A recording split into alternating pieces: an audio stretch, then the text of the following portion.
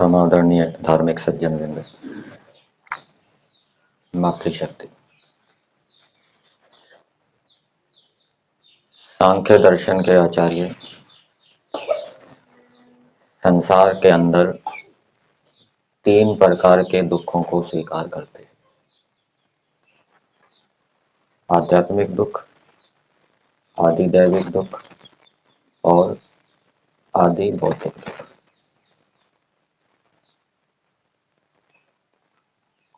इनको दूसरी प्रकार से कहें तो अविद्या से होने वाला दुख, अभाव से होने वाला दुख और अन्याय से होने वाला दुख। आदि भौतिक दुख, अन्याय से प्राप्त होने वाला दुख, आदि दैविक दुख, अभाव से होने वाला दुख और आध्यात्मिक दुख, अविद्या के कारण उत्पन्न होने वाला।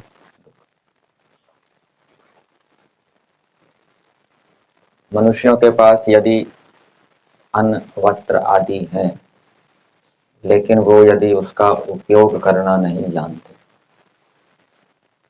तो उसके कारण जो दुख होगा वो अविद्या के कारण दुख होगा, आध्यात्मिक दुख होगा।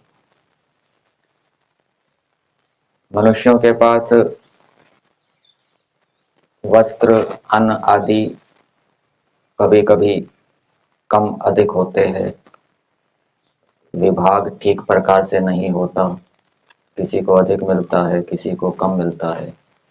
तो जिसको कम मिल रहा है उसको जो दुख हो रहा है वो अन्याय के कारण होने वाला दुख है। और कभी कभी मनुष्यों को अन्न के अभाव में दुख होता है, कमी हो जाती है, अकाल पड़ जाता है, वस्त्रों के अभाव में दुख होता है। ये आदि दैविक दुख है। वैदिक संस्कृति में 4 आश्रम और 4 वर्ण माने जाते हैं। 4 वर्ण जिनका संबंध गृहस्थ आश्रम के साथ है: ब्राह्मण, क्षत्रिय, वैश्य और शूद्र। श्रद्धेय स्वामी समर्पणानंद जी का ऐसा मत है कि वर्ण उसको कहते हैं जो अविद्या, अन्याय और अभाव को मिटाने के लिए लिया जाता है। ऐसे व्रत का नाम जो अविद्या, अन्याय और अभाव को मिटाने के लिए लिया जाता है। ब्राह्मण का ये व्रत होता है, ब्राह्मण का ये ध्येय होता है, ब्राह्मण का ये लक्ष्य होता है कि मैं संसार से अविद्या को मिटाऊं।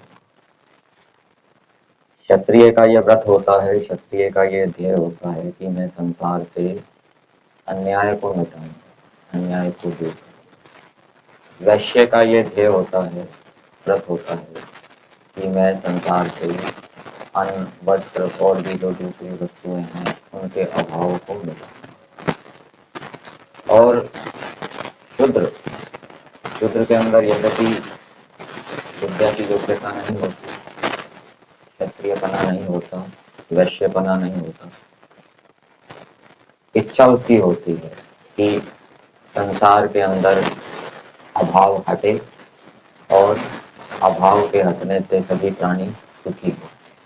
इस इच्छा से युक्त होकर यदि वो ब्राह्मण, क्षत्रिय और वैश्यों की शारीरिक रूप से सेवा करता है, मन में क्या इच्छा है? संसार से अभाव हटे, दुख हटे, सभी प्राणी सुख हो, तो वो शूद्र कहलाए। वो अभिमान रहित हो, आलस्य से रहित हो, ईर्ष्या से रहित हो। अब शूद्रों में भी अनेक विभाग हो सकते हैं। किसी शूद्र की ऐसी इच्छा हो सकती है कि संसार से अविद्या मिटे, योग्यता तो नहीं है, इच्छा हो सकती है, तो वो ब्राह्मणों की संस्थाओं में जाएगा, गुरुकुलों में जाएगा, वहाँ शारीरिक रूप से सेवा करेगा, भोजन आदि बनाएगा, शाही आदि बनाएगा। किसी शूद्र की ऐसी इच्छा हो सकती है कि संसार से अन्याय मिटे, चोर डाकुओं का विनाश हो, शत्रुओं का विनाश हो, तो वो स्कूलों में जाएगा, पुलिस में जाएगा, वहाँ शारीरिक रूप से सेवा करेगा, भोजन आदि बनाएगा, शाही आदि बनाएगा। किसी शूद्र की ऐसी इच्छा हो सकती है कि संसार से अभाव दूर हो, तो वो किन्हीं फैक्ट्रियों में जाएगा, कंपनियों में जाएगा, वहाँ शारीरिक रूप से सेवा।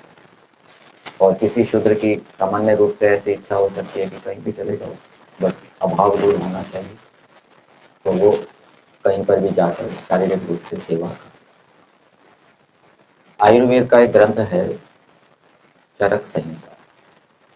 चरक संहिता के अनुसार एक वैद्य जिसके पास चिकित्सा की विद्या है, आयुर्वेद विद्या है, यदि वो उस विद्या का उपयोग संसार से अविद्या का नाश करने के लिए करता है, दूसरों को पढ़ाता है, सिखाता है, तो वो वैद्य ब्राह्मण। यदि उस वैद्य के अंदर ये इच्छा है कि संसार से अन्याय हटे और वो सेना विभाग में जाता है या पुलिस विभाग में जाता है और वहाँ पर जो घायल सैनिक हैं, पुलिसकर्मी हैं, उनकी सेवा करता है, उनकी चिकित्सा करता है, मन में क्या भावना है कि संसार से अन्याय हटे, तो उस वैद्य को क्षत्रिय कहा। एक वैद्य अपनी विद्या के माध्यम से धन कमाता है, पैसा कमाता है, और पैसा कमाकर वो दान देता है, और उसका दान देने का प्रयोजन क्या है कि संसार में जो विषमता है, अभाव है, वो दूर हो। तो उस वैद्य को वैश्य। एक मनुष्य जिसके अंदर क्षत्रियपना है कुछ, वो वीर है, साहसी है, बलवान है, और उसके पास युद्ध विद्या भी है, और इन योग्यताओं के माध्यम से वो कहीं सेवा कर रहा है, पैसा कमा रहा है, लेकिन उसका ध्येय अन्याय मिटे ये नहीं, उसका ध्येय क्या है, पैसा। तो वो वास्तव में वैदिक दृष्टि से क्षत्रिय नहीं। इसी प्रकार से एक मनुष्य जिसके पास विद्या है और उस विद्या के माध्यम से वो कहीं पैसे कमा रहा है, किसी को पढ़ा रहा है, लेकिन उसका ये ध्येय नहीं है कि संसार से अविद्या का नाश हो, विद्या बढ़े, किसी को भी पढ़ा रहा है, अयोग्यों को भी पढ़ा रहा है, केवल पैसे के लिए, तो वो वास्तव में क्या है, ब्राह्मण नहीं। इसी प्रकार से एक मनुष्य है जिसके पास खेती करने की योग्यता है, व्यापार करने की योग्यता है, उससे वो धन कमा रहा है, और धन कमाकर जोड़ता जा रहा है, जोड़ता जा रहा है, संसार के सुखों को भोग रहा है।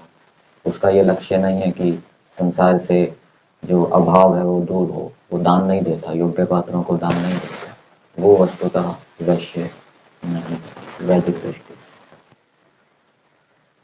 एक होता है पेशा और एक होता है चरित्र। तो जो केवल नौकरी के लिए जिस व्यक्ति के पास विद्या है, वो नौकरी के लिए उस विद्या का उपयोग कर रहा है, तो वो उसका पेशा है, चरित्र में उसका ब्राह्मणत्व नहीं। इसी प्रकार से जिसके पास कुछ क्षत्रियपन की योग्यता है और वो पैसे के लिए उसका उपयोग कर रहा है, तो वो उसका पेशा है, चरित्र से वो क्या है, क्षत्रिय नहीं। एक शूद्र जो अपने काम को मेहनत ईमानदारी से करता है, अभिमान से रहित होकर करता है, ईर्ष्या से रहित होकर करता है, और उसकी ये भावना है कि मैं सेवा करूं, उसकी ये भावना है कि संसार से अभाव दूर हो, चाहे वो कहीं पर भी सेवा करता है जैसी उसकी इच्छा है, तो वो शूद्र भी क्या है, उन्नति करते हुए वैश्य भी हो सकता है, ब्राह्मण भी हो सकता है। शूद्र किसको कहते हैं, जिसके अंदर अभी पढ़ने की योग्यता नहीं है, याद करने की योग्यता नहीं है, समझने की योग्यता नहीं, लेकिन यदि वो अपना काम मेहनत ईमानदारी से करेगा, अभिमान से रहित होकर करेगा, तो धीरे धीरे उसकी योग्यता बढ़ेगी और उसकी बुद्धि का विकास होगा, और फिर उसको भी सीखने लगेगा, समझने लगेगा, तो फिर वो वैश्य भी बन सकता है। सीखने की इच्छा हो जाएगी तो वो किसी व्यापारी के पास जाएगा और व्यापार सीख लेगा तो खुद व्यापार करने लग जाएगा। किसी ब्राह्मण के यहाँ सेवा करेगा तो वो कुछ पढ़ने की इच्छा उत्पन्न हो जाएगी तो पढ़ने लग जाएगा, तो फिर पढ़ाने भी लग जाएगा, धीरे धीरे उसके अंदर ये योग्यता उत्पन्न हो जाएगी। लेकिन जो अपने वर्ण का काम मेहनत ईमानदारी से नहीं कर रहा, भावना यदि शुद्ध नहीं है, तो उसकी बुद्धि का विकास नहीं होगा। ब्राह्मण भी नीचे गिर सकता है, क्षत्रिय भी नीचे गिर सकता है, और यदि शुद्ध भावना से युक्त होकर कि संसार से अभाव दूर हो, सभी प्राणियों को सुख हो, वो अपने कार्यों को मेहनत ईमानदारी से करते हैं तो उनका विकास होगा। तो ये हमारी वैदिक संस्कृति में वर्ण व्यवस्था है और इस वर्ण व्यवस्था के माध्यम से ही मनुष्यों की उन्नति होती है। गुण कर्म से है वर्ण व्यवस्था, जन्म से नहीं है। जो शूद्र है वो ब्राह्मण बनना चाहेगा, जो वैश्य है वो ब्राह्मण बनना चाहेगा, जो ब्राह्मण है वो शूद्र नहीं बनना चाहेगा। इसलिए वो अपने काम को बड़ी सतर्कता से सावधानी से करेगा, मेहनत ईमानदारी से।